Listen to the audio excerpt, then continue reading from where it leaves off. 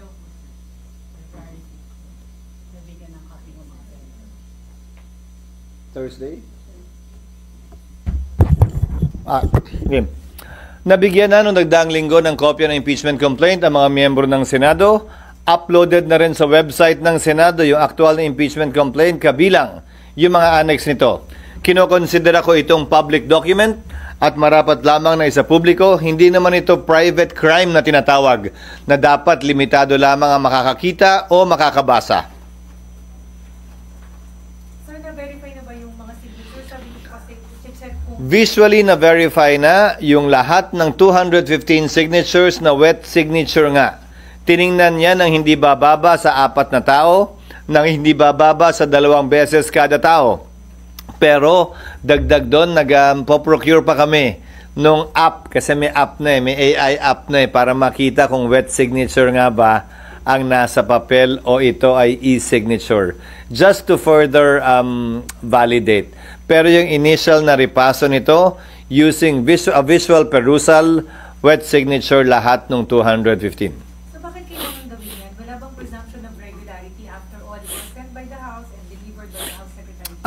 Meron, pero ayoko naman ding masisi kami na hindi namin ginampanan yung napakasimpleng tungkulin namin. Simple lang naman ang trabaho namin eh. Tingnan kung wet signature ngayon dahil dapat verified yan sa harap ng Secretary General at tingnan kung yung 25 pirma o higit sa 1/3 ay mga kongresista nga ba talaga o hindi na. So, sabi ko yung SP na verified complaint na yung natanggap niyo? Tinanggap naman na talaga namin yung verified complaint. Again, we can only make the corresponding recommendations to the impeachment court with respect to any such findings, contrary to procedure. Walang karapatan o kapangyarihan ng SecGen magdesisyon tungkol dito. Ministerial ang trabaho ng SecGen. He is simply doing his due diligence work in order to report or give a complete report to the Senate plenary. Sir, yung nasa kanila na yung copy, magpapatawag ka ng special session. Layo naman ng talon mo. I have already said, I have no intentions of requesting the President for a special session. Hindi ito isa sa mga bagay na dahilan para magpatawag ng special session ng Senado. Dagdag po dito. Sino bang may gusto na mag-special session kami at mag-trial kami bago mag-eleksyon? Sino ba humihiling nun? Sino? Sino nga? Yung pro, sabi ko na, sino mang pro, anti, di namin papakinggan. Sino mang pro, anti, VP Sara, di namin papakinggan. Susundan namin kung anong tinatalaga ng batas. Pero babalik tanawan ko. Ang impeachment ni dating Ombudsman Mercy Gutierrez, 3 araw sinumite sa Senado bago kami nag-adjourn. And yet, in-schedule ang trial pagkatapos ng recess, mahigit 1 buwan mula sa araw na yon. Impeachment trial ng yumaong Chief Justice Corona, December 13 final, 1 linggo bago nag-recess ang Senado, hindi lamang 3 araw, 1 linggo. Pero hindi nag-trial ang Senado. Nag-trial matapos ang recess ng Pasko at New Year at tinawag yung pagdinig ng January na makalipas ang humigit kumulang 1 buwan. Bakit ko iibahin ang pagtrato dito sa impeachment complaint na ito?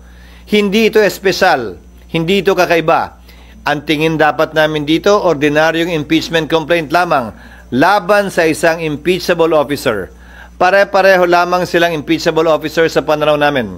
Presidente man, Vice Presidente, Ombudsman, Chief Justice o ibang impeachable officer. Walang dahilan para mag-iba kami ng pagtrato dito. Baka mapagbintangan pa kami o maakusahan na iniiba ito dahil espesyal ito, dahil mas dinidiinan at minamadali namin ito. Ordinaryo lamang ang pagtrato namin dito, pinakamagandang ebidensya at batayan na kami magiging patas para dito. Parang nakumbinsi ka naman, Nimpa, di ba tumatango kayo? Sabi po ni Congressman Luis Prosser na hindi naman daw sa minamadali kayo, pero he will raise to the House Constitution Team yung possibility to go to SC para masimulan agad. Sabi niya, hindi daw dahilan na ay mag-election kasi hindi pwede karapatan nila yon, ginagalang ko yon, pero pwede bang sagutin na rin muna niya sa kumaari? Bakit nila inupuan ng 2 buwan ito? 2 buwang nakabinbin ang 3 impeachment complaints sa Senado at sa Kongreso. Ang kailangan lamang naman gawin, Ipadala yan sa speaker para ma-agenda ng speaker yan. Magkatabi ang opisina nilang dalawa. Pero hindi yun ginawa sa loob ng 2 buwan. Tapos kami gusto sa loob ng 2 oras magawa yun. Sa loob ng ilang araw magawa yun. Kung tila hindi sila nagmadali, anong pinaguhugutan at saan sila nanggagaling para madaliin kami ngayon? Hindi naman niya kailangan sagutin talaga kung gusto lang niya. Para lang maliwanagan din ako. Sir, how could the Senate ensure a fair trial for VP Duterte given that some senators have already given their position but will vote against? Well, aren't we starting on the right foot by treating it like any other impeachment complaint? That's a good start, I believe. Now, with respect to those who are voicing out their position, I would hasten to remind them once again and admonish them once again to kindly refrain from doing so in order to maintain and keep the impeachment court itself and the process fair, without any prejudgment on the part of any member of the Senate for or against impeachment.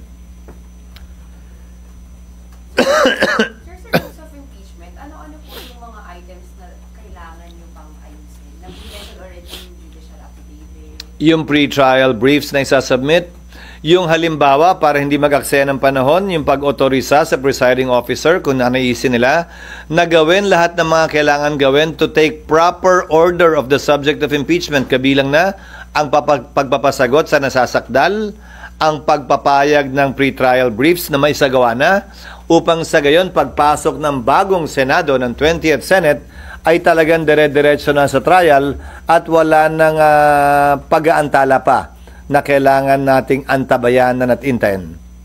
So kapag nakapag-trial na, ano yung timeline, I mean, yung period na pwede ninyong matapos yung With pre-trial briefs and with judicial affidavits, I think in 2 to 3 months the Senate can do it. If we can hold trial for 4 times a week, 4 days a week, of 5 to 6 hours each, I think that would be sufficient. Basing it on the completed trial of then Chief Justice Corona. Yung pa lamang naman kasi ang natapos natin, di ba, na impeachment trial. Yung iba hindi naman natuloy o hindi natapos. Yes, yung ano kayang magiging question kung tatawid ng 20th Congress? Malayang pwedeng may magtanong, pero anong gusto nilang gawin namin? Finish or not finish? Pass your paper? Ano to? Exam ng grade 3? Hindi pa tapos magpresenta ng testigo yung prosecution at depensa dahil June 30 na. Oh, pagbotohan na natin to. Dismiss na natin to. Ganon? Hindi naman siguro yun ang intensyon ng saligang batas. Ang intensyon marahil, dapat dumating sa punto ang kaso ay matatapos, mareresolbahan at pagpapasahan. Hindi yung bitin-bitin palagi. Pangalawa, nabigay ko na sa inyo yung example o halimbawa ng mga collegial courts dahil ito ay hindi trabaho ng legislasyon. Ito ay trabaho ng isang impeachment court. So hinalintulad ko na yan sa Court of Appeals, sa Supreme Court, sandigan bayan ng mga collegial courts. Kahit nga sa ordinaryong RTC, nagpalit ng judge, tuloy naman yung kaso . Bibigyan ko kayo ng isa pang halimbawa. Yung SET, yung mga kaso sa Senate Electoral Tribunal. Tumatawid ito ng susunod na Kongreso. Bagaman nagpalit ang mga maestrado ng Korte Suprema sa SET, bagaman nagpalit ang membership ng Senado dahil tumawid sa panibagong Kongreso, tumutuloy-tuloy din ang kaso doon at hindi kailangan i-dismiss dahil lamang pumasok ang panibago na namang Kongreso. Maging ganun pa man, ito ang unang beses na mangyayari ito, may karapatan sino man mag-question ito. Pero tulad ng sinabi ko, hanggat walang TRO ang Korte Suprema, gagawin namin kung anong tingin naming tama kaugnay sa paglilitis na ito. Sir, kung consider nyo na dun sa bubuin yung rules kasama yung ganito tatawid na sa... Pwede, pero hindi naman na kailangan i-specify yon. Dahil halimbawa, kapag inotorisa ang presiding officer na nagkataon ay ako na hindi pa matatapos ang termino ko ng June 30, kung i-autorisa ako na gumawa ng mga ilang order at bagay before or prior to trial, kaugnay ng judicial affidavits, pre-trial brief, edi effectively tumawid na po yun ng June 30 dahil ang termino ko'y matatapos pa sa 2028. At sangayon din sa rules ng Senado, magpapatuloy na tagapangulo ang sino man nakaupong tagapangulo ng Senado hanggat hindi nahahalal ang kanyang kapalit sa susunod man na kongreso o sa loob ng parehong kongreso. With the senators already furnished with the impeachment complaint and sabi nyo nga na-verify yung impeachment source, magpapatawag na kayong caucus? Hindi. Ako nga, hindi ko pa nababasa eh. So you give Mula- them time to... They will be given time to read. They will be given time to review it. We will be sending them a draft of the rules, proposed rules for their review too. Para pagdating ng June 2, wala nang, hindi ko pa nababasa, I need more time to read. Wala nang ganun. Sapat na panahon na to para mapag-aralan nila lahat ng dapat at kailangan at pwedeng tingnan at pag-aralan. And sir, timeline kayo sa drafting ng rules? Hopefully in the next 2 weeks, matapos namin yan, in draft. And then we'll get opinions from various sectors, the academe, para mabuo namin ito ng may buong tapang at kumpiyansa na sapat na yon. So, Senate lang yung legal team mo na yung gagawa, mag-draft na Yes. rules or with the consultants na? With the consultants na. Tapos ibabato namin sa ilang academe, sa sector na academe, ilang mga kaibigan namin sa academe, basta't hindi sila sasama o kasama sa impeachment trial sa magkabilang panig. Because again, as I told you the last time, balita namin, siyempre marami ng mga abogadong nagkukonsultahan, nag-a-apply, nagkinukuha sa prosecution man o sa depensa. And then, saka niyo po i-integrate din Sa mga senador para mabato rin nila sa kanilang mga consultant. Para pagdating ng period, para pag-usapan namin at pagbotohan yan, handa na ang lahat sa kanilang mga panukalang amendment kung meron man. SD, doon lang sa, sa mga dates. Sa June, sabi niyo sa June 2 possible matalakay, may i-refer sa committee, tama po ba? Hindi na i-refer sa committee yan. Alam niyo impeachment? Sa plenary agad yan. Plenary agad, tapos magko-convene agad niyo as impeachment court? Pwede. Unahin muna namin yung rules. Unahin muna namin aprubahan yung rules. Is the Senate also open to subpoena yung Duterte's bank? It depends. It depends. The Senate cannot and should not, as an impeachment court, issue opinions regarding that without any party requesting for it. Hindi kami investigador. Hindi namin trabaho hilingin yon. Dapat, kung kailangan talaga yan, may partido, prosecution of defense na manghihingi niyan, at kung objekta ng kabila, pagpapasahan po namin yan. Ayokong pangunahan ng impeachment court kaugnay sa bagay na yan. Asking from preparation po, most likely July or August po ang actual trial. Most likely when the new Congress already enters into its function. That means after SONA. SONA, I think, is on July 21. Tama? Kindly check.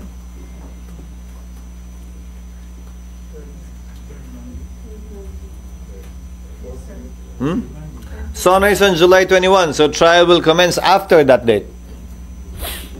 Sir, yung hindi ba to, with this hanging, hindi ba makaka-apekto sa politika, ekonomiya? Dapat hindi. Bakit? Dahil, ulitin ko, ito ay legal, konstitusyonal at normal na proseso para mapanagot ang ilang matataas na opisyal natin na tinatawag nating impeachable officers. Hindi ito dapat katakutan. Hindi tayo dapat tumakbo palayo dito. Hindi tayo dapat mabahala dito. Dahil normal, ordinaryo at legal na proseso ito na nakasaad sa ating saligang batas. Sir, sabi po ni Justice Ascuna na parang no problems na sige tumawag draft of the 19th to 20th Congress but they have to convene during the 19th. Sabi niya, so may assurance naman po na within the 19th mako-convene po yun. That is an option for the 19th Congress to take because whatever it is that the 19th Congress does, the 20th Congress, dahil aabutan yon, can decide otherwise. Pero definitely, sir, magko-convene kayo sa impeachment court. Again, depende yan sa 19th Congress. Kasi mangyayari yan, 2 beses kayo magsusumpaan, baka may dagdag ground pang umangat eh. Isa yan sa mga pag-uusapan at pag-aaralan namin sa rules. So bahagi yun. Dahil pwede na, ang rules dapat aprubahan namin ha, hindi bilang impeachment court. As a legislative body, dapat namin aprubahan yun. So, pwede naming aprubahan yun na hindi pa impeachment court.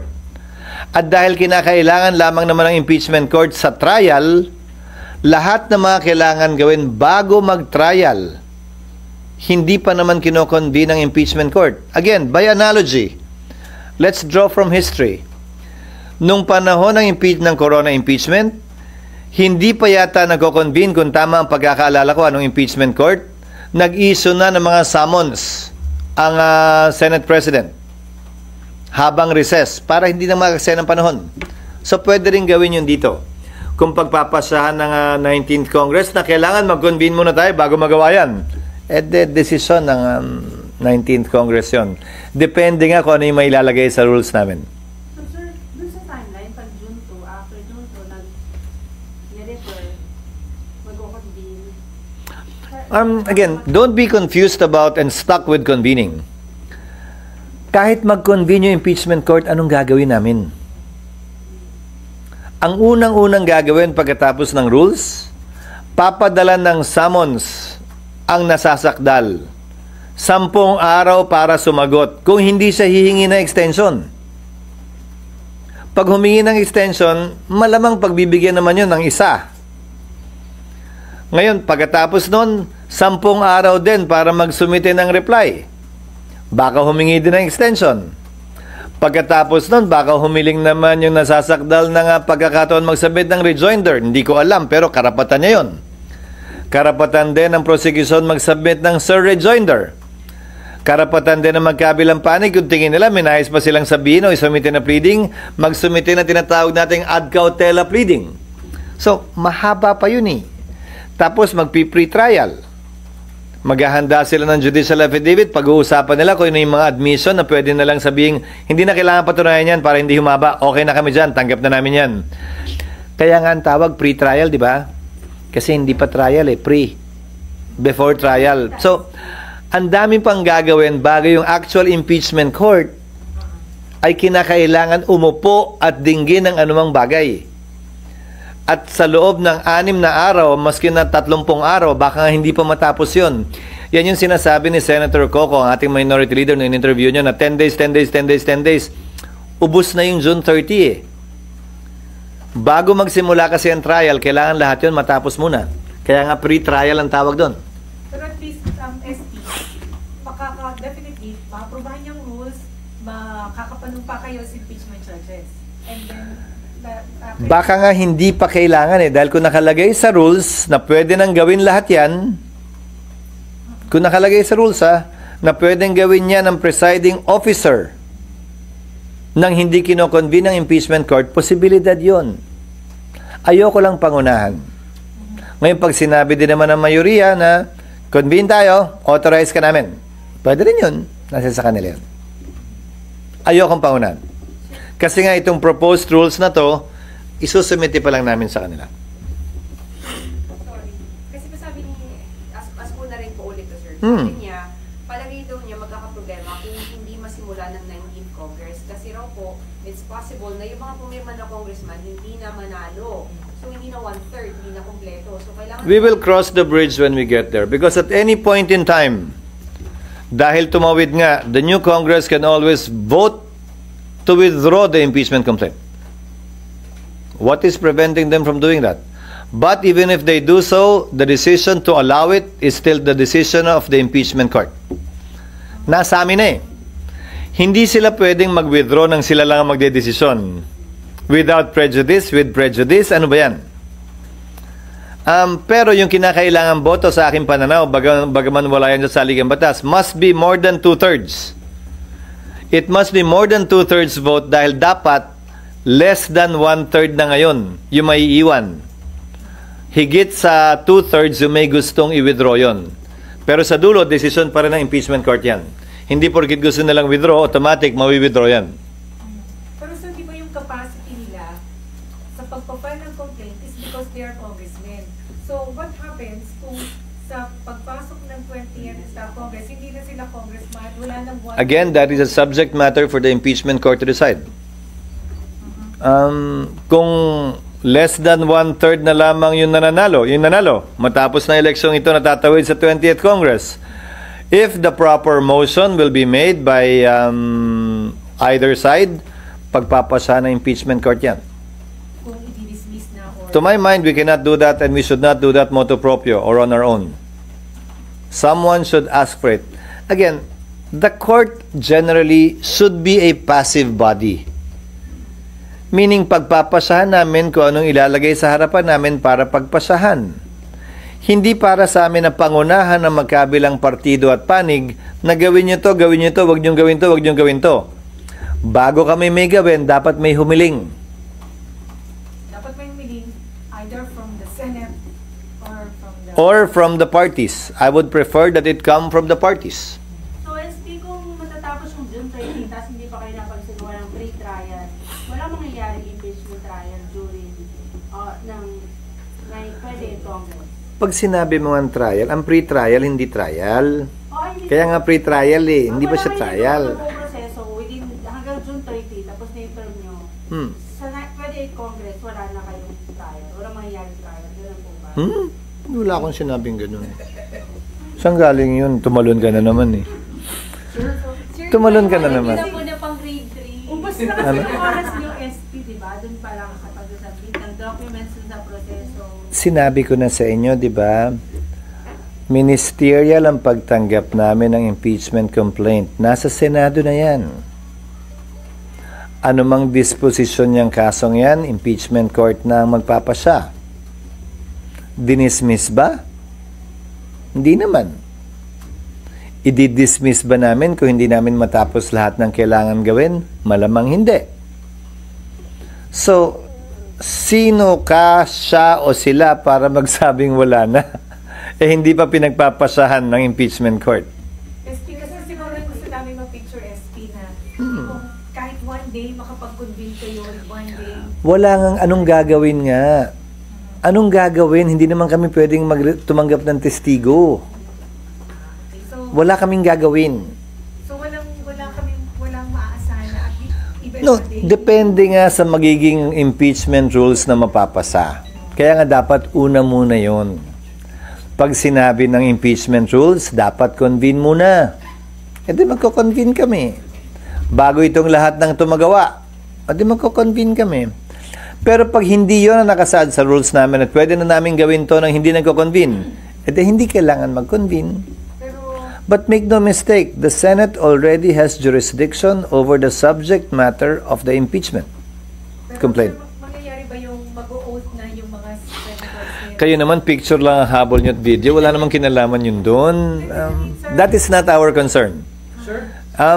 Having your photo up for that oath taking or whatever is not our concern. Our concern is to be able to maximize the available time in the 19th Congress and hopefully be able to save on some time for the 20th Congress when it comes. Sure. So, sir, clarify ko lang. Sir, yung magiging process so far, if tama ako, sir, i-clarify lang, until June 30, parang ministerial lang yung pangyayari na Hindi ministerial lang. Nagawa na namin yung ministerial na pagtanggap. Hindi ministerial ang pag-approve namin ng rules. Pagdidebatihan yan. Pagbobotohan yan. Kung anong mapapaloob dyan, ilalaman ng rules, debate at boto yan. I-amendahan yan ng makailang ulit malamang. So, hindi siya ministerial. Ngayon, kung nakapaloob sa rules, pwede nang gawin lahat ito sa ilalim ng presiding officer lamang.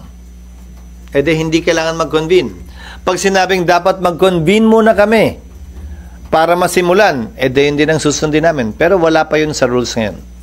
Kailan kayo, sir, magiging impeachment court? At what point? Kapag ka manumpa na at magsimula na ang trial. Kasi kahit manumpa kami, anong gagawin nga namin? after the sir, most likely 20th Congress na po. Yes, I've said that since our first press con when they filed it. Sir, so how about Most likely, the actual trial will begin in the 20th Congress. So, sir, before that actual date, anong tawag sa inyo?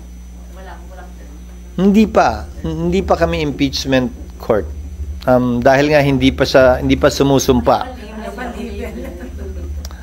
Uso naman na yan, di ba? Walang label. Sir, paano po kung a little over more than lang ng 1/3 yung nakabalik dun sa mga pumirma na? I mean, nanalo sa eleksyon. May questionin pa ba yun? Basta- Kahit 1/3 pa rin. Basta't 1/3 pa rin. At saka ang tanong, may magrereklamo ba? Sasabihin ba ng panig ni Vice President Sara, oh, ganito na lang. Again, hindi kami pwede manguna. A court is a passive body. Hindi kami pwede mag-una-una. Iintayin lang namin kung ano yung hihilingin ng magkabilang partido. Hindi para sa amin turuan sila kung anong dapat o hindi nila dapat gawin. May mga abogado silang kukunin para dyan. Hindi para sa amin turuan sila kung anong makakaganda sa kaso nila. Desisyon nila yan. Sila ang bahala dyan. Hahayaan namin silang gawin yan. At kung sakasakaling may mag-raise, mag-bring up ng bagay na yan, we will decide on it as it comes. Sir, sorry. Nandun pa rin tayo sa picture ng ano, wala na. Sir, technical lang po. So, sir, yung impeachment rules, kapag okay na po sa inyo, it has to be approved by plenary. Yes. And then it depends on what is contained in the impeachment rules now. Kasi parang ang in-expect namin at least may Kaya nga. O pero kahit nga makuha nga yung photo op na yon, anong gagawin namin? Wala pa rin naman kasi papasagot. Remember, we have 6 session days when we resume. Okay? We have 6 session days. From June 2, we have 28 days left, including Saturdays and Sundays. Yung period pa nga lang of the exchange of pleadings, yung palang ubos na yung June 30 eh. Kasi parang yun, sir, kasi yung maipakita that the process has already started. When you convene as an impeachment. The process has already, as of today, as of February 5, the Vice President was already impeached. She is an impeached Vice President already. That's the beginning of the process. The process has begun. So ano pang hinahanap niyo sa proseso? Picture lang nga gusto niyo, wala namang kinalaman yun doon. Makarob na kayo.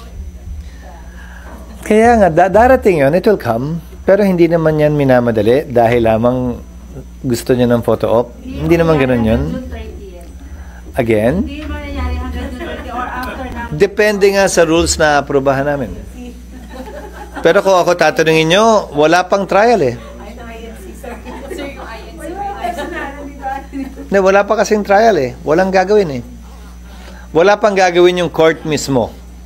Remember, a court is convened once it is ready to receive evidence. All of these will come in, the reception of evidence, after the pre-trial procedures are completed. Wala pang actual reception of evidence. Pero sir, di ba, pag hindi pa kayo nakapag-convene as impeachment court, parang di ba ulitin yung filing ng articles of impeachment? Hindi ah. Hindi. Saan mong galing yun? Ano na nga ba sinabi ko sa'yo? Hindi porket magpapalit ng Kongreso, dismiss lahat ng pending na kaso. Kasasite ko lang nga kanina, di ba? Yung SET na mismo, Senado na yun. Senado na mismo yun, ha? Tumatawid, yun, walang debate, wala naman nagrereklamo. Di ba? So, yun, kaso din yun. Hindi legislative yun. So, anong problema? Ngayon, karapatan nila dahil unang beses mangyayari ito na mag-question sa korte. Kaya wala kayong photo op ng ganun sa 19. Okay lang, sir, nandito pa naman kami pwede. Kaya nga, makikita nyo pa rin naman yun. Sir, sabi naman ni Vice President, hindi siya umattend sa impeachment trial. Baka daw kayo ma-intimidate. She is free to say what she wants to say. I doubt if that will happen. I myself am not. So, she's free to say what she wants. But if she needs to attend, we will make her attend. If she doesn't need to attend, we won't force her because that's her right to waive her right to appear unless it is necessary or needed. And if she attends, how would she be treated? I mean, yung paning protocol, she's still the Vice President. It depends. She will attend as what? As what? As a witness, uupo siya sa witness stand. Pwede siyang i-cross-examine. Hindi siya pwedeng tumistigong, ito lang ang sabihin ko, ayoko na magsalita pagtapos ito. Hindi pwede yun, ha? Any direct testimony must be subject to cross-examination before it is considered admissible. Pwede siya magsalita kung gusto niya, pero kung hindi siya magpapa-cross-examine, may karapatang strike yung testimonyang yon. Will she attend as a spectator? Will she attend as a lawyer, lawyering for herself? It depends in what capacity she will attend. And she will be accorded the treatment depending on the capacity that she will be attending. As a lawyer, then she will sit with all the other lawyers. As a witness, she will sit in the witness stand. As a mere spectator, not part of the legal team, she will sit in the gallery. VIP gallery. I'm sorry? VIP gallery or the ordinary gallery? Most likely VIP gallery. Why will we not accord respect not only to her but to her office? Of course we will. I'm sorry, other topic. On mining fiscal regime, is the Senate open to instead implementing an export tax on oil instead of the ban? That was not talked about and considered. If it's a tax, it must emanate from the House. That was not the subject matter of a hearing in the House and also in the Senate. Hence, it would be unfair to impose a tax that was never heard, especially by the House, given that all tax measures must emanate from the House. But sir, is the Senate still open to reviewing the ban on oil instead? Because miners are against it. Bakit sila against? Because it will affect their earnings. Yung kita nila maapektuhan. Paano naman yung kita ng ordinaryong Pilipino? Paano naman yung ekonomiya? Paano naman yung sariling steel industry natin para magmura naman ang presyo ng bakal dito sa ating bansa na ginagamit sa construction? Hindi naman pwedeng sila na lang. Isipin naman nila ibang tao. And remember, the mining fiscal regime bill seeks to make it easier for them to do mining. Ito lang yung sukling hinihiling namin. Ito yung kapalit na babalik naman sa tao, hindi lang para sa kanila. I hope they will not be that selfish in deciding on these matters. I think they should think of their country, because after all, they are Filipinos. Bearing in mind that the Constitution requires Filipinos only to engage in mining, although they can have an FTAA.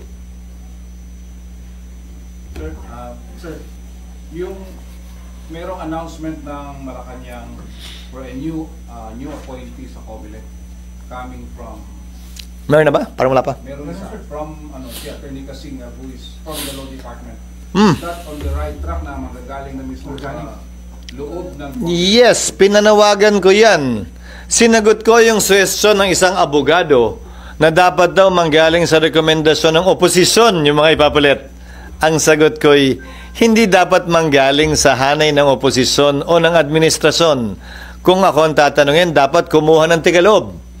Tigaloob dahil dati ng impartial, dati ng patas, dati ng parehas, at alam niya na ang trabaho ang kailangan niyang gawin. At hindi na kailangan turuan pa. Lalong-lalo na, nasa kalagitnaan na tayo ng eleksyon. Magsisimula na ang unang araw ng kampanya, bukas na bukas mismo. Pero sir, pagbalik niyo pa siya masasalin sa Oo, pero ad interim appointee siya. Ibig sabihin, meron siyang buo at kompletong kapangyarihan bilang COMELEC Commissioner, bagaman hindi pa siya nakakonfirm ng Commissioner appointments dahil nga ad interim appointee siya.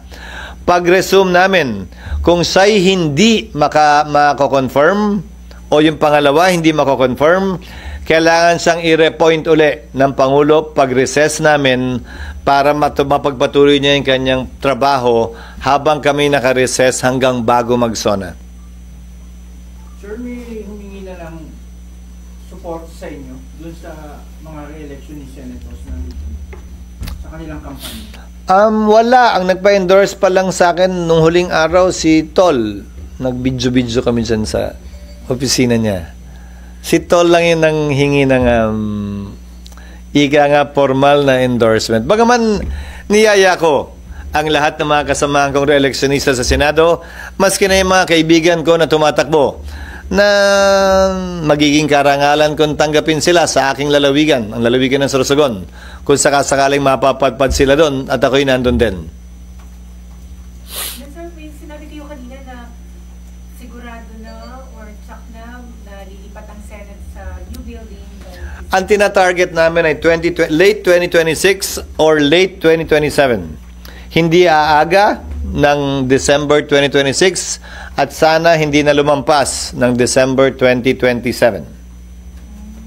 Sir, bakit ganun pa katagal? Kasi walang plano. Referring to... Ang tagal ko nang tinatanong kung kailan kami lilipat, walang makasagot eh. Ang tagal ko nang tinatanong magkano ba talaga kailangan para matapos yan, walang makasagot eh. Paano yung wala? Anong kulang? When we looked for the DAED, the detailed architectural and engineering design, there was none. It's been undergoing construction for the past decade or so without one. Natapos lamang yon dahil na rin sa pangungulit namin nung nakaraang Disyembre lamang. Kaya ngayon lang ako makakasagot na base sa planong yon, matatapos sa mga takdang panahon na yan. Yung amount, ang tinitingnan nila, although fina-finalize nila yung costing, ay ipa-finalize hopefully this week. Na yun yung ceiling amount na rin para matapos yun at hindi na rin lalampas doon. Pwedeng bumaba, pero hindi na dapat lumampas. Yung amount na kailangan para makumpleto. Kabuuan na, meaning mula sa simula, total na nagastos para sa building na ito. So, sir, kung matapos, kung 2007, 1 year na lang yung, o ilang months na lang para sa election ulit, eh, di ba? Kung ako ang tatanungin mo, 2028 na kami dapat lumipat para yung mga patapos, yung mga hindi natatakbo, ay hindi na gastusan pa ng pamahalaan sa mga opisina nila na 6 na buwan na lang naman. Sir, kasi pagka pumapalit yung bagong senator, nagre-renovate sila ng opisina. Or baka hindi niya type yung kulay, malay ko, di ba? So, maganda na siguro na 2028 na para magsimula tayo ng fresh. Pero sir, as of now, ongoing pa rin yung construction doon. Ongoing. Nagpapatuloy. So, yung DAED pala, dapat kasama yung mula sa start ng kontrata. Pag nagpagawa kayo ng bahay o kung ano man, tanong niya yung mga kakilala niyong arkitekto at engineer, kailangan yun. Hindi naman pwedeng never ending na pag bisita mo ng 1 linggo, gusto ko to. Next week naman, nagbago isip ko ganito na lang. Di ba? Hindi naman pwedeng gano'n. Hindi pwedeng moving target yan. Dapat naman may hangganan lahat. Sa katunayan, nung binid out, wala kinalaman. Hindi porkit magba-Valentine's Day ko naman. Hindi, di ba? Hindi pwedeng 224 ito? Oo. Hindi nga po pwedeng forever. Dapat may hangganan. Di ba? Hindi pwedeng, siksik-liglig, walang hangganan yung bulsa. Hindi naman pwedeng ganon. So, yun ang isa sa mga unang ginawa namin. Kaya lang, sa sobrang laki ng gusali, hindi rin ganon kadaling gawin. At ang daming mga pagbabagong ginawa na wala naman dun sa aktual na plano, original na plano, na kinailangan namin isalang-alang. Kaya December pa lang natapos yung DAED. Sir, magkano na yung running? Ayokong i-dead that. Kasi pwedeng detailed engineering and architectural design. Dead yun eh. DAED na lang. Unahin natin yung architecture. Wala pa. Bigyan ko kayo ng amount pag nalaman na namin, pag nakompleto na namin yung estimate. Again, ceiling amount to. Hindi na dapat lumampas doon.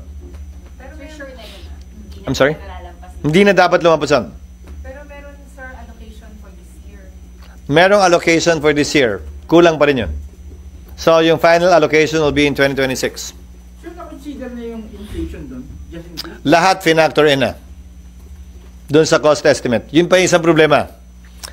2013, nung sinimulang gawin tong building na to, yung cost at estimate nila pang 2014, 2013 din, 12 taon na yung lumilipas. So, kailangan i-update. Ngayon, gaano man kalaki yung halaga niyan, wala akong magagawa doon. Inabutan ko na, minana ko na yan.